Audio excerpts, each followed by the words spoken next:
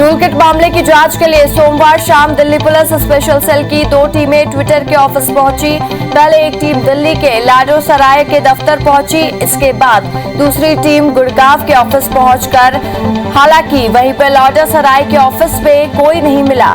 यहां ऑफिस बंद था, इस वजह से टीम बिना जांच के ही लौट गई।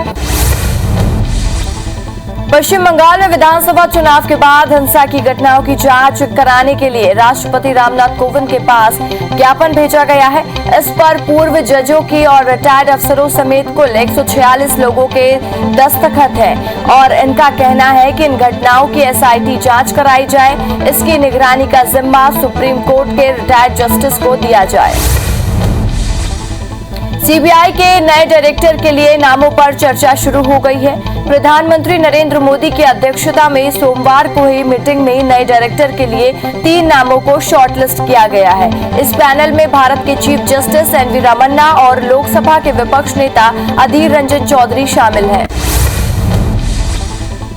सूत्रों के मुताबिक उत्तर प्रदेश के DGP HC अवस्थी, SSB के DG कुमार, राजेश चंद्रा और गृह मंत्रालय के विशेष सचिव VKS के साथ ही कोई भी CBI का डायरेक्टर चुना जाएगा।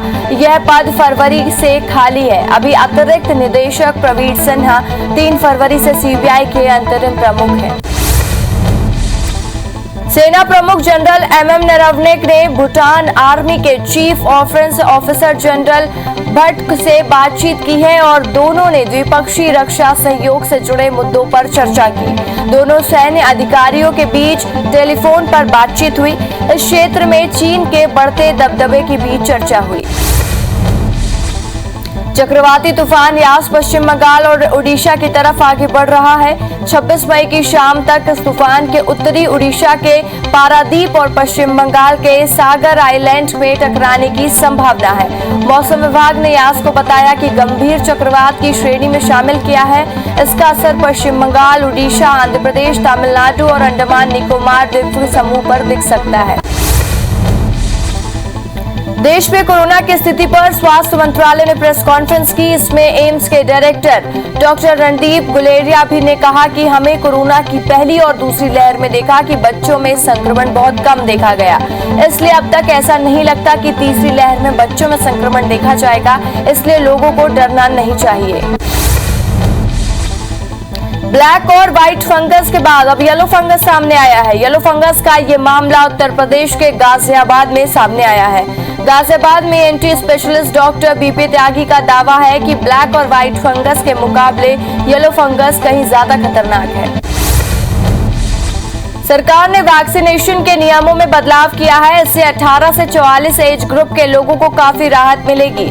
अब इस एज ग्रुप के लिए ऑनलाइन अपॉइंटमेंट की जरूरत नहीं। नए नियम के मुताबिक लोग वैक्सीनेशन सेंटर में जाकर अपना रजिस्ट्रेशन करवा सकेंगे और अपॉइंटमेंट ले सकेंगे। ये सुविधा फिलहाल सरकारी वैक्सीनेशन सेंटर पर दी जाएगी। दुनिया भर में कोरोना के केस 16 करोड़ 79 लाख को पार कर गए हैं। वहीं 34 लाख 86 हजार मरीजों की मौत हो चुकी है। दुनिया भर में 14 करोड़ 92 लाख मरीज कोरोना को हराकर स्वस्थ हो चुके हैं। हालांकि दुनिया में 1 करोड़ 51 लाख एक्टिव मरीजों का इलाज जारी है।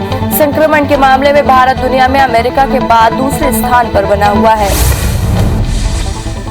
देश में एक दिन में कोरोना के 1,95,000 नए मरीज मिले हैं, जिससे कुल आंकड़ा 2 करोड़ 69 लाख के पार पहुंच गया है। वहीं 3,496 मरीजों की मौत से अब तक 3,07,000 मरीजों की मौत हो चुकी है। मौत के मामले में भारत दुनिया में तीसरे नंबर पर पहुंच गया है।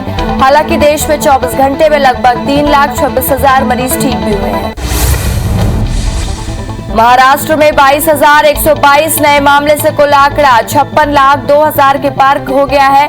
राज्य में 592 मौत से अब तक आंकड़ा 89,620 मरीजों की मौत हो चुकी है। वहीं एक्टिव मरीजों का आंकड़ा 3,27,000 को पार कर गया है।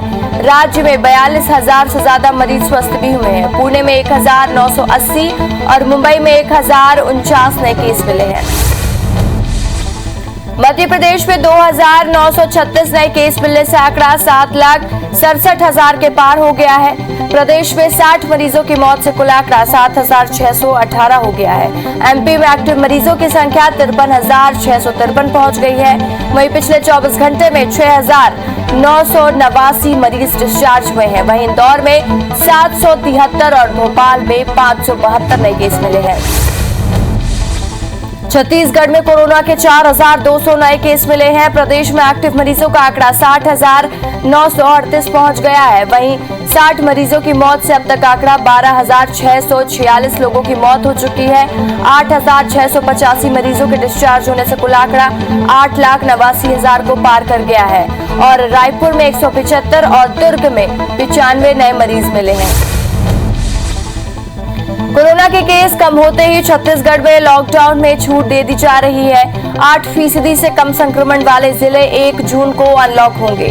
साथ ही आज शाम 6 बजे तक मार्केट, दुकान, शोरूम, मॉल खुलेंगे। होटल, रेस्टोरेंट टेक अवे पर रहेंगे।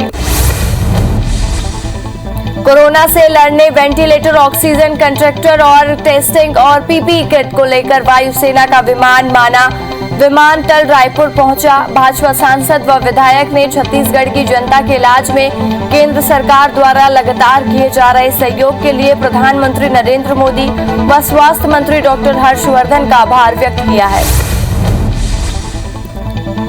राजनांदगांव में संस्कारधानी कोविड सेंटर की स्थापना की गई है। 200 बेड वाले इस सेंटर में 5 वेंटिलेटर बेड के साथ ही 100 ऑक्सीजन बेड हैं, जिसका वर्चुअल उद्घाटन जिले के प्रभारी मंत्री मोहम्मद अकबर ने किया है।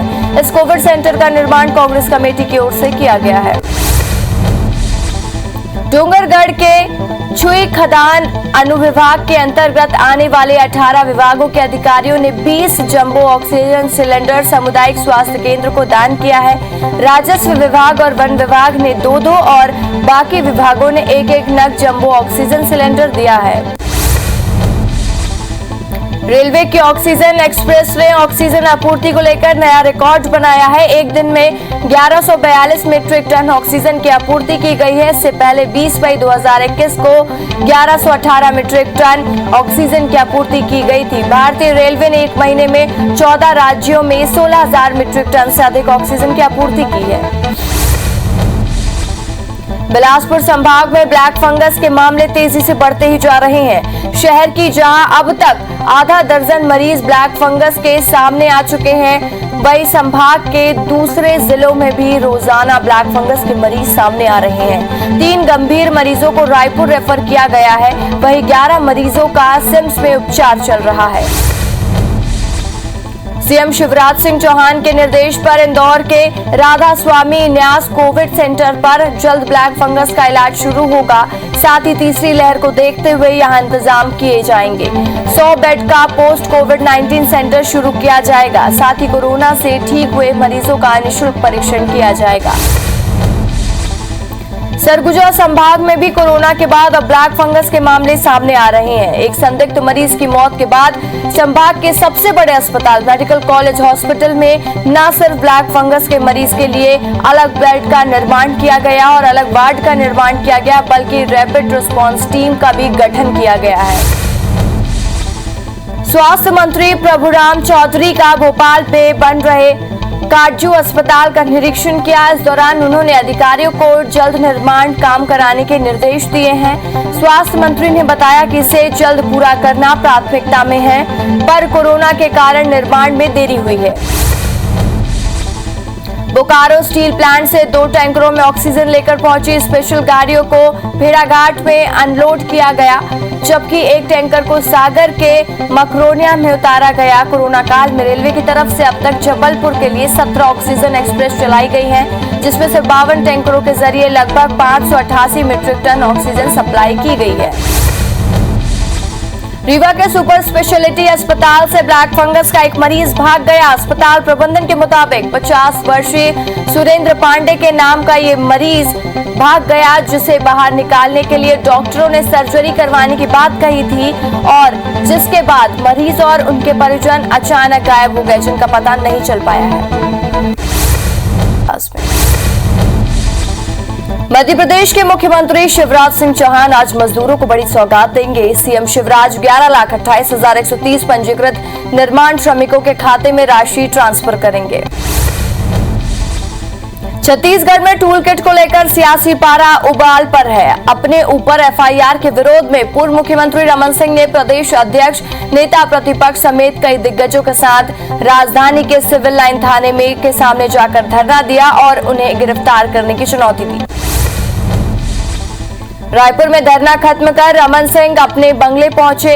इसी बीच civil line CSP Nasir Siddiqui 3 थानों के टीआई और 1 सब इंस्पेक्टर के साथ रमन सिंह के बंगले पहुंचे और टूल किट को लेकर किए गए ट्वीट पर उनसे जवाब तलब किया। रमन सिंह ने तैयार जवाब पुलिस को सौंपा। डबरा में रेत के अवैध कारोबार पर पुलिस ने शिकंजा कसा है। पुलिस ने 7 पनडुब्बियों को जब्त करके नष्ट कर दिया है और बता दें कि पनडुब्बी की कीमत 4 से 5 लाख रुपए होती है। डबरा एसडीओपी विवेक शर्मा के नेतृत्व में पिछोर थाना क्षेत्र में कार्रवाई की गई है। सोशल मीडिया में अपने ही पुलिस अधिकारी पर आरोप लगाने वाले लखनपुर थाना क्षेत्र के कुन्नी चौकी में पदस्थ प्रधान आरक्षक मनीष तिवारी को निलंबित कर दिया गया है। मनीष तिवारी ने अपने ही एसडीओपी पर पैसे लेकर आरोपियों को छोड़ने का आरोप लगाया था। बलरामपुर के रामनगर पर एक युवती ने अपने प्रेमी के घर जाकर खुद को आग के हवाले कर दिया, जिससे उसकी मौत हो गई। इधर पुलिस ने मामले में प्रेमी को आत्महत्या के लिए उकसाने के आरोप में गिरफ्तार कर लिया है, जिसे जेल भेजने के पहले उसका कोविड टेस्ट कराया गया, जिसपे वो पॉजिटिव निकला, जिसे अब कोविड सेंटर में भर्ती किया गया है।